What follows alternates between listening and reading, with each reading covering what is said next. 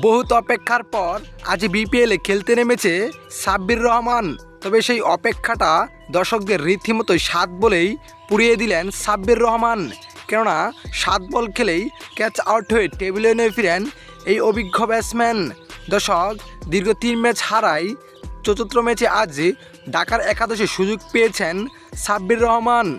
তাই সাব্বির রহমানের দিকেই প্রত্যাশাটাই বেশি ছিল দর্শকদের, যেখানে সাব্বির রহমান খেলতে নেমেই দর্শকদের উল্লাস। তবে সে উল্লাস সাব্বির রহমান শেষ পর্যন্ত দেখাতে পারে নাই, কেননা 7 বল খেলেই ক্যাচ আউট হয়ে টেবিলে নিয়ে ফিরেন তিনি, যেখানে 7 বলে করেন মাত্র 2 রান।